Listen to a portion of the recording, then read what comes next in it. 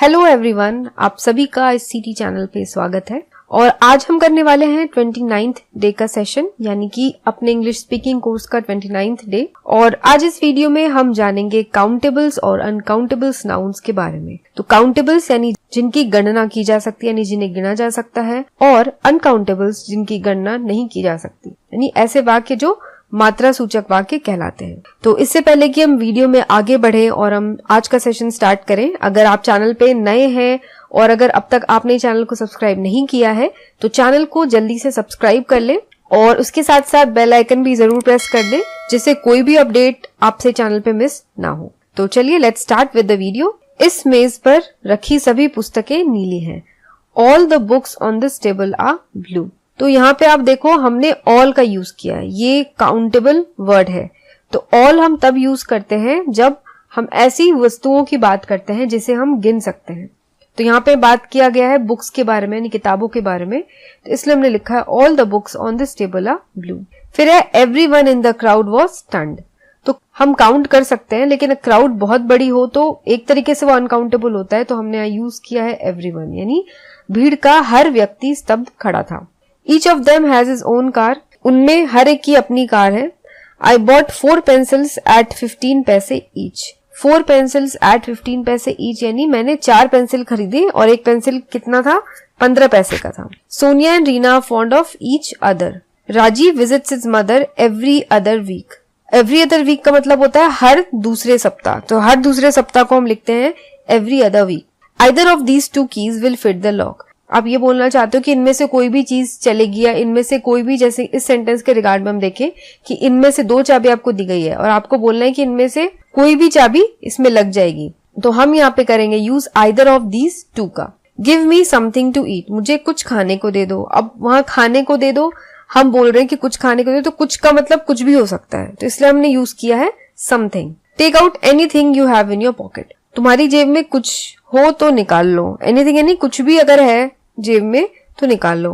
I have lost many a thing, तो many a thing हम use करते हैं बहुत सी चीजों के लिए। मेनी अ थिंग का मतलब होता है मैंने बहुत सी चीजें गुम की हैं। हैज समवन कम, क्या कोई आया है? समवन का अर्थ होता है कोई।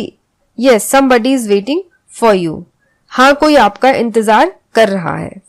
तो आप ये ध्यान दो, जब हमने क्वेश्चन पूछा है तो हमने पूछा हैज समवन कम, हमने हैज समबडी कम नहीं बोला है।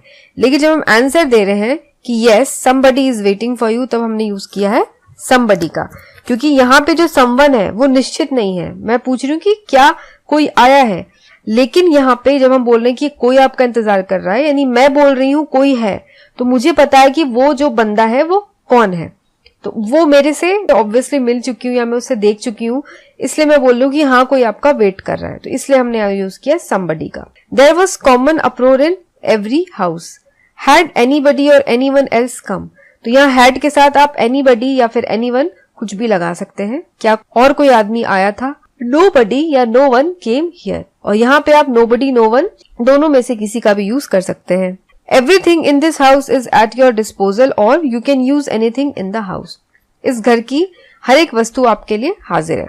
तो ये 2 तरीके लिखने के, या आप लिख सकते हो everything in this house is ready for your disposal, या फिर you can use anything in this house. Everyone in my house is ill, यानी मेरे घर में हर एक बीमार है। They were in the garden all the time, they spend all the time in the garden. तो ये दोनों तरीके से आप लिख सकते हैं।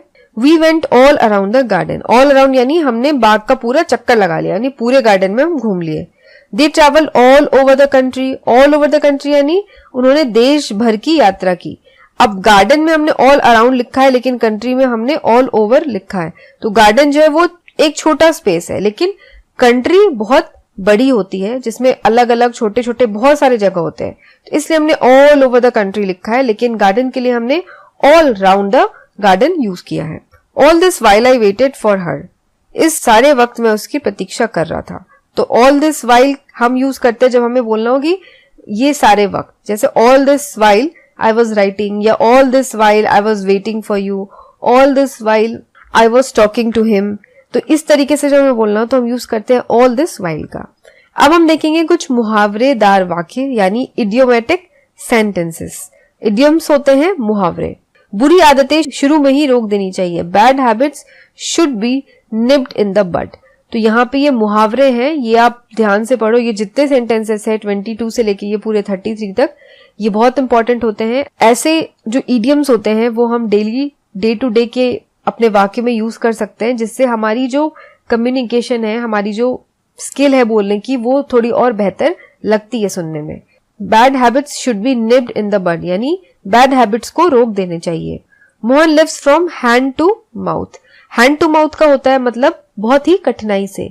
मोहन का कठिनता से निर्वाह होता है, यानी वो बहुत ही कठिनाई से रहता है। Dacoits are still at large. At large का मतलब होता है पकड़े नहीं जाना, यानी डकॉइट जो है, वो जो डकैत है, वो अभी भी पकड़े नहीं गए हैं। The murderer was caught red handed. Red handed का मतलब होता है रंगे हाथों पकड़े जाना। आई got wind of this matter. Got wind of this matter का मतलब होता है पता लगना, किसी भी चीज के बारे में पता लगना। तो यहाँ पे हमने लिखा है मुझे इस बात का पता लग गया, I got wind of this matter. His days are numbered. Numbered यानी कि बहुत कम है, उसकी मृत्यु बिल्कुल निकट है। तो मृत्यु निकट है यानी उसके पास बहुत कम दिन है, तो इसलिए हमने यहाँ पे लिखा है his days are numbered. Building castles in the air won't help. Building castles in the air का मतलब हवा में महल बनाना, यानी ख्याली पुलाव पकाना।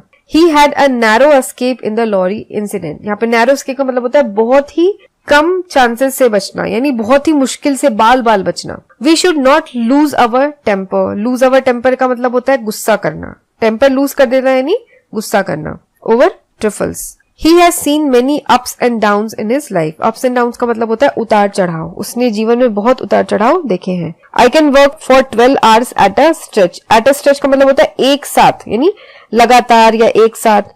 मैं लगातार 12 घंटे तक काम कर सकता हूँ। I can work for 12 hours at stretch, यानी एक बार में ही मैं लगातार 12 घंटे काम कर सकता हूँ। He wants to reach the top by hook or by crook. Hook or by crook का मतलब होता है किसी भी तरह, कुछ भी करके, किसी भी रास्ते को अपना के, गलत या सही रास्ता कुछ भी करके वो काम करना। वह किसी भी तरह से सबसे ऊंचे पद पर पहुंचना चाहता है। अब यहाँ पे कुछ याद रखें या रिमेम्बर करने वाली बातें हैं। प्रत्येक भाषा में बोलते बोलते कुछ शब्द बहुत रूड हो जाते हैं, कुछ तो इतने प्रचलित हो जाते हैं कि वह अपना मूल अर्थ छोड़कर अन्य अर्थ देने लगते हैं। इन्हें मुहावरा या इडियम कहते हैं।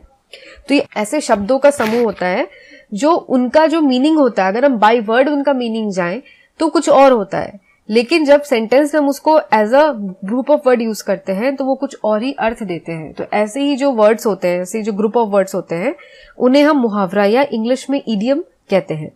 यदि हम किसी भाषा को ठीक से सीखना चाहते हैं तो उसके मुहावरों को बिल्कुल ठीक उसी रूप में हमें याद करना होगा, तभी हम उस भाषा को जानकार कहला सकेंगे। तो मुहावरा जो है वो हमें बिल्कुल उसी तरह यूज करना है, उसी तरह हमें सीखना है। तो अगर यहाँ पे हमने लिखा एट अ स्ट्रेच, तो आपको at a stretch he use करना है। आप इन अ स्ट्रेच या ऑन अ स्ट्रेच या ऑफ अ स्ट्रेच लिखोगे तो उसका जो मीनिंग है वो चेंज हो जाएगा। तो अगर आपको मुहावरे या इडियम्स यूज करने हैं तो जैसे वो यूज किए जाते हैं वैसे सेम टू सेम आपको याद करने हैं और उनकी जानकारी रखनी है। कुछ लोग मुहावरों के शब्दों में हेर फेर कर देते हैं, यह गलत है। जैसा मैंने आपको बताया कि आप चेंज नहीं कर सकते, मुहावरे जो है वो ऐसे ही होते हैं। एक भी word in and on the अगर आपने चेंज कर दिया तो मुहावरे का अर्थ चेंज हो जाएगा। जैसे Mohan lives from foot to mouth. अब यहाँ हमने पढ़ा था hand to mouth. Mohan lives from hand to mouth हमने पढ़ा था कि बहुत ही कठिनता से रहना।